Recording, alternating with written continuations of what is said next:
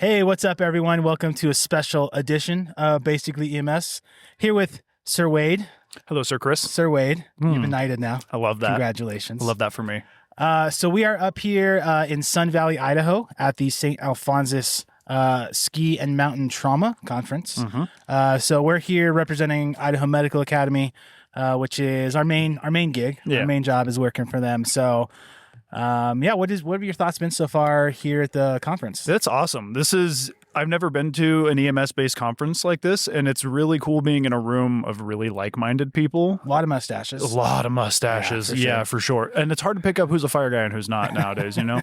But it's been really, really cool. And this is a unique environment for sure. I've lived in Idaho my whole life, and I've never been up here. And it's just a nice change of scenery, nice change of pace. Yeah, it's beautiful up here. Obviously, it's like playground of billionaires. You know, Sun Valley is. So, we got the ski run. First snow happened this last week, so there's a little bit of snow up there, which is nice. I think the trauma's been cool. We got to hear a couple interesting lectures already. Got to hear one about drowning. Field amputations. Field amputations was pretty cool. There was also a good one on stress management, which is something that we don't like to talk about very often in this field because we're always big burly, right? But it is something we need to acknowledge, and it's cool that they're actually bringing it to the forefront in a conference like this. Yeah, it's been a cool kind of eclectic group of things to talk about, even though it's still centered on trauma. Right. And it's been fun because our company is also, we're teaching a class, so been in and out of that, doing some like pig heart lung dissections and stuff. So it's been a good experience so far. Keep your eyes out for those videos. Maybe we'll see. We've been shooting video. I don't know if it's going to come out any good. So fingers crossed. Maybe don't keep your eyes open. Maybe it'll be a pleasant little surprise. Yeah. So figured this would be a good opportunity for us to talk about recertification, because that's why a lot of people come here, is to recert their licenses and their certifications and all that. So, a lot of people listening to this are probably new EMTs or prospective EMTs. And so I thought we'd cover a little bit about what goes on to uphold and maintain your license and certification. So yeah. And this is another thing too, is like, if you're going to be progressing in this field, don't shy away from these conferences, because it's on topic and we'll get to it, but this is a good place to start doing that. Yeah, I think even as EMTs, I feel like this has been pretty EMT level knowledge that's being spread. Even though you could definitely, our minds probably interpret a little bit different some of the stuff, but I don't think there's anybody at a basic scope that would come in here and be like, well, that was above my head. Right. I think it fits. And even if it is a little above your head, the presenters do a really good job of bringing it back down to your level. And then, they kind of dummy proof it for the medics in the room, right? So it's something good for everybody. Yeah. Don't leave nasty comments, please, firefighters. Yeah, I'm sorry. So talking about certification, we are not going to talk about, let me back up. It's important to remember that certifications and licenses are different. And so we're going to talk about recertification of National Registry, which is a certification. So certifications don't allow you to work in the field. They allow you to go get a job, essentially. Right. And then your license is what allows you to actually work. Exactly. Licensing is going to be a state-by-state thing. So we're not going to cover licensing here just because that's too specific to wherever you end up. So please make sure, if you're listening to this and you have your cycle coming up that you need to recertify or relicense, we're just talking about National Registry stuff. Yeah. So it may be different based off your state requirements. And another thing to add on to it is that depending on your state, you may not even actually be required to maintain and uphold your National Registry. So I always have. I've been nationally registered certified for like 15 years at different levels. I've always held it. I think you maintain it, right? Yeah, I've maintained mine. I'm going on 10 years now. So to me, it's the wise thing to do, but you don't need to do so. So just so everyone's on the same page. Yeah. So we're going to talk about EMT level recerting as well. The process is more or less the same. Typically, it's just the hours that will be different at the different levels. Yeah. So EMR is going to be less hours, advanced paramedic more hours, but more or less it's going to be the same information. So let's kind of jump into it. So I'll talk about recert. You'll talk about for lap certifications. But we'll go over research stuff first. So talking about recerting, there's two different pathways you can recert. The first and easiest, and what I think just about everybody does, is going to be recerting by CE or continuing education hours. You can also recertify by the exam. So if you would like to, you'll have to go into your National Registry account. You'll make a new application for a recert by exam application. Once that's processed, you pay the testing fee. I didn't see what that testing fee was on the website, so I'd imagine it's the same as the initial application fee, but I could be wrong there, so don't go based off of that. It could be different. Do your research on that one. Yeah, for sure. But you can go, and then as far as I can tell, you have one attempt to take that, to retake the exam and pass it to maintain your certification. I've never done it. The only person I know that I've heard of that does it regularly is the program director for ISU's paramedic program. Will do it regularly just so he's a little more aware of what his paramedics are going to go take, his students. But it is an option for people that would like to do that instead of doing CE hours. So it's there. I've never done it. I don't want to do it. Yeah. But it is there. It feels like it's the harder route for sure. I mean, maybe in my mind, it feels like, especially depending on your agency with the CEs, they may help provide some of that for you. So, and that's agency to agency. So don't, once again, that could be dependent on where you work, but they can help you out on that front as well. And it makes the transition maybe a little smoother in my mind. Yeah. Especially now, and we'll talk about it later, but you can do all your CEs online asynchronous now. So that was always a big sticking point for some people. It's not in the post-COVID recertification cycles. You don't need to worry about it too much. It's a lot easier to get that certification for those CE hours regardless. So, so the CE hours at the EMT level, you're going to be required to have 40 different hours. And I'll break down where those 40 hours come from here in a minute. But it's going to be 40 hours at the EMT level. And so I feel like most agencies that are pretty progressive and do a lot of training, like where we come from, you have so many more hours than that. You'll get that in 6 months, that many hours. Oh, yeah. So I don't think it's a real big task to get those hours. 40 is a pretty manageable number. It's only 20 hours a year. So it's really not too bad. And that's good to touch on actually real quick. It's every 2 years you have to recert if you were unsure. Every 2 years. Yeah, it's every 2 years. The research cycle is March 31st for pretty much everyone. So you might be watching this as a newish, non-recerted EMT and have gotten an email. I got my email like last week for recert because I am going to recert next year. So March 31st is going to be recert dates, and it's going to be every 2 years. Your initial will be maybe a little bit more or less based off of when you got your initial certification. But once you are recertified, it's a 2-year cycle every time. Those CE hours can be obtained a couple different ways. So they can be state EMS office or CAPC approved. So not every single. So CAPC is kind of a national accreditation for programs to get their CE hours approved, and the CAPC approves each single class individually. That is one way, and the most common way, especially if you're doing online. But you can have state approved hours as well. I would imagine you would want to make sure it's your specific state, just to make sure those transfer over to your state license renewal. But they can be state approved or CAPC approved. They can be from an EMS education program. So a question we get really often, especially around certification time, is I'm taking or have taken my advanced EMT, but I have not been able to pass my test yet, and I need to recertify. Can I use those hours? And yes, you can use the hours from an EMS program like your advanced to recertify a lower level. So you are able to use those hours. You can plug those hours into your National Registry dashboard. That's all good. So you can get hours from there. U.S. accredited academic credits, college courses, or credits from the National Registry Recert Credits Policy. So I'm not really too sure what that last one is, to be honest with you. But college courses are pretty straightforward. Be advised when it's talking about that, they need to be direct. All the hours need to come from something that will be in relation to direct patient care. So you can't go and take your normal English classes or something and expect those to count for CE hours. So if you're doing college, you can maybe do like an anatomy physiology course and use those hours towards it, or something of that nature. But it's not going to be every single college course. And my understanding is that they're much more strict about which college courses you can use now. So that's a little bit harder to use, but you still can use college courses if they're applicable. Yeah. Like I said before, all those hours must relate directly to EMS patient care. So just know that CE hours you can pull. I mean, my wife works in insurance. She has to do CE hours in insurance, right? CE is not created all equal. They need to be medical CEs that apply directly to EMS patient care. So make sure that you're aware of that. They can be done online or in person, and there's no limits of where you draw those hours from. So traditionally, you had to have X amount of in-person hours, and you could only have asynchronous training to a certain level.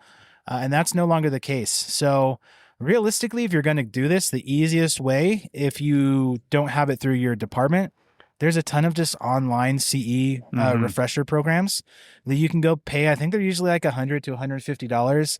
They will have generally CAPCE approved, and you can do them all at home. They're asynchronous, which means you don't need to go with a live instructor. They're self-paced. You can just do them at your own leisure. Like an online class. Yeah, just like a self-paced online class. Not even like an online college course where you need to log in at 5:30 whatever, right? Like just whenever you are able to do it. So, do it on shift on your downtime, that kind of thing. Yeah. But you can pull those hours from wherever realistically at this point. So if, like for us, we're here just attending this conference, we get 13 hours. We can pull those. You can pull your CPR certification counts for certain hours. You can pull them from all different places. Yeah. And then maybe fill in your online if you need to. And I think that's worth bringing up too, is that a lot of us in this field, even if you're just actively working on an ambulance or fire engine or whatever, teaching goes a long way, and those credits aren't for nothing, right? It's more than just helping out your community. It does help you as well. Like you can use BLS CPR classes. You can use classes like ACLS, is advanced cardiovascular life-saving, or pediatric advanced life-saving for PALS there. Those will work as well. So just keep that in mind. Just because you're not in the class, but you're teaching the class, those hours still work. Yeah, so obviously taking it will work, but teaching, like Wade was saying, teaching hours do count, and teaching hours count 1 for 1. So if you taught a subject for 1 hour, you can pull 1 hour of CE for that. So our main job is EMS instructors. We teach advanced and basic EMT with Idaho Medical Academy. And so recert for us is really easy because we teach essentially full-time or close to it. So we can just pull those hours for CE, which obviously that's not all we're going to do. No. We want to progress our scope and our knowledge. So we're going to take other classes, but you can pull those. Some things you cannot pull. Duty hours do not count. So just because you worked on the ambulance 40 hours a week, you can't pull 40 hours from working on the ambulance or the fire engine. So those don't count. They need to be specific courses. Clinical hours don't count. So classroom hours for like an advanced program, yes. Clinical hours for your advanced or paramedic program, no. Those aren't going to count towards CE hours. So those won't work. And then another one is preceptor hours, which probably doesn't really apply to the people listening to this, but I was a medic preceptor, so I would have medic students come, and medic programs, you have to do 480 hours on an ambulance or ALS service. And so I would have students for 480 hours.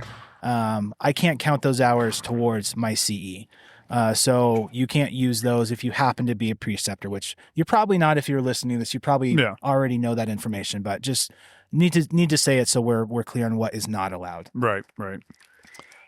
So those 40 hours, how you're going to pull those different 40 hours. There is the NCCP model on the National Registry website.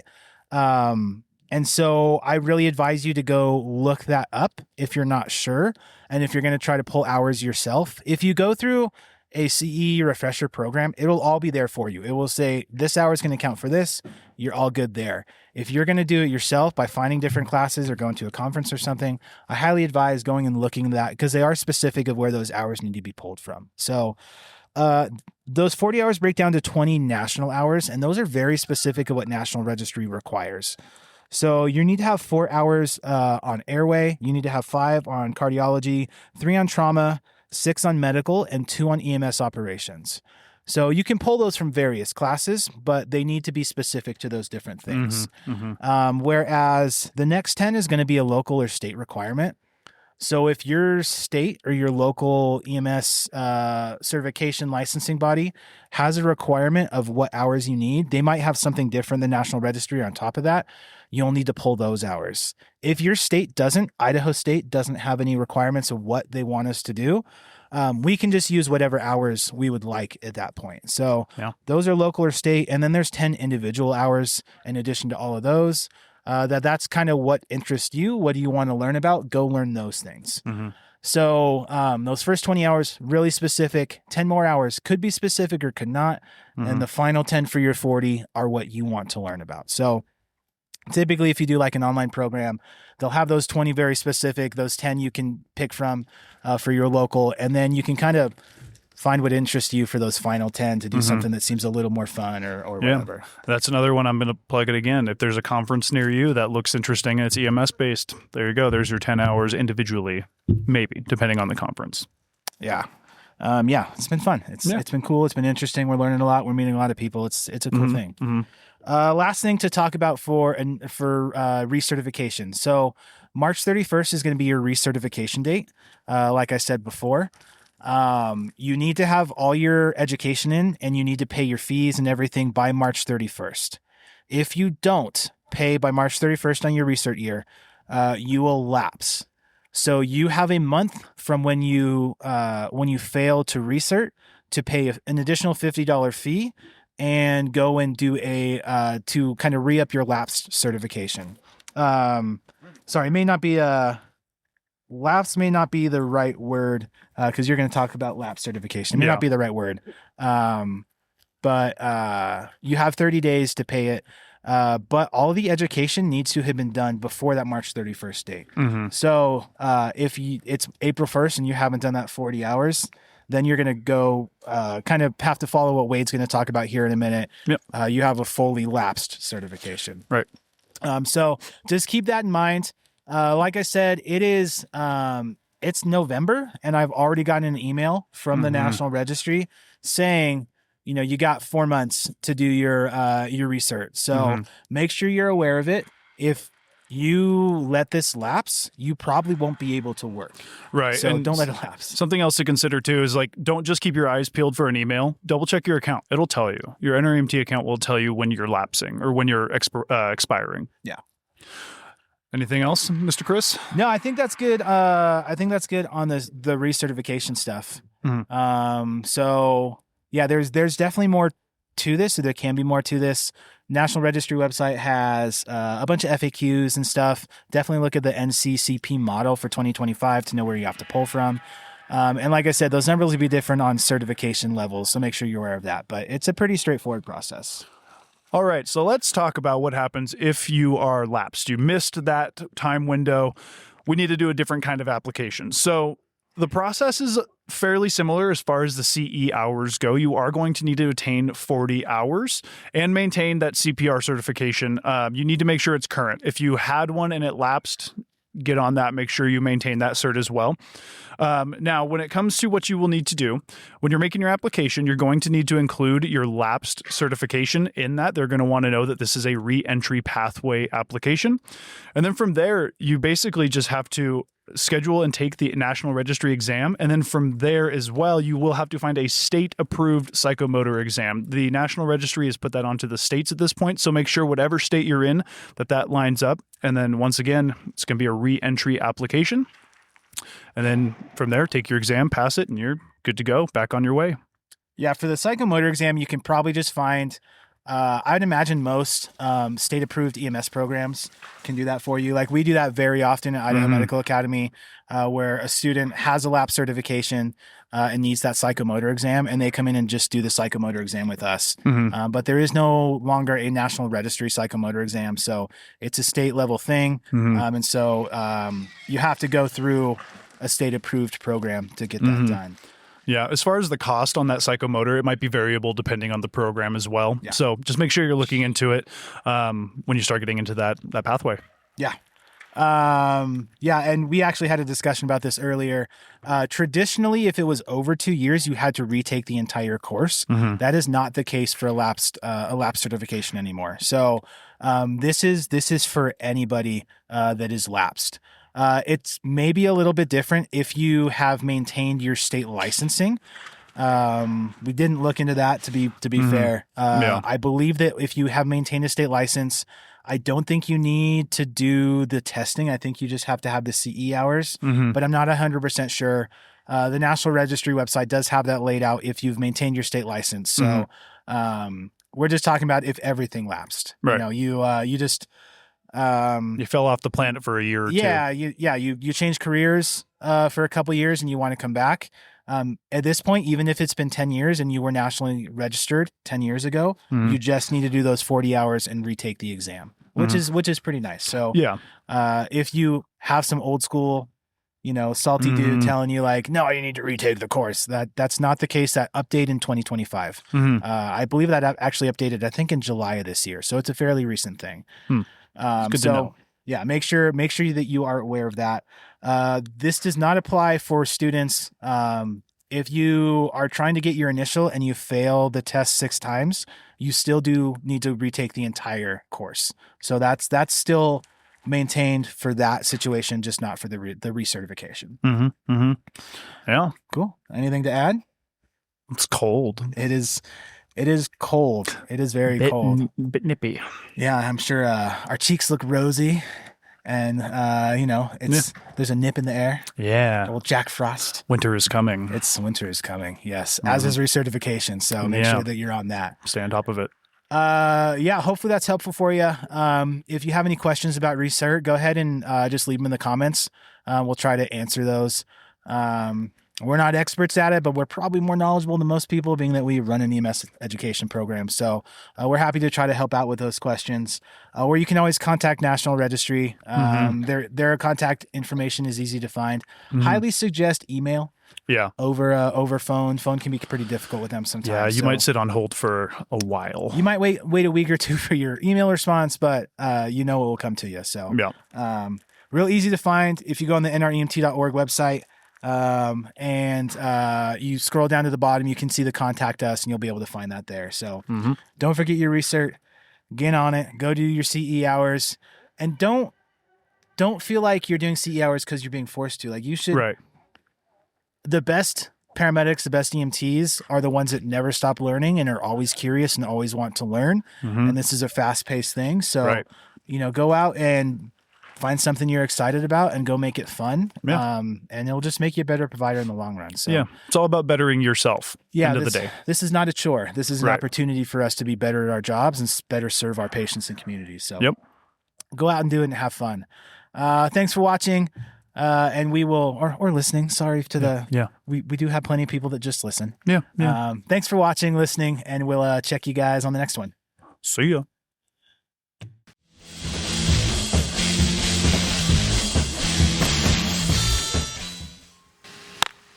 Ooh, that was a good one. It never sounds good on here though. No, but which is disappointing. That was good. Felt good. Less echoey. Yeah. All right, you ready? Ready.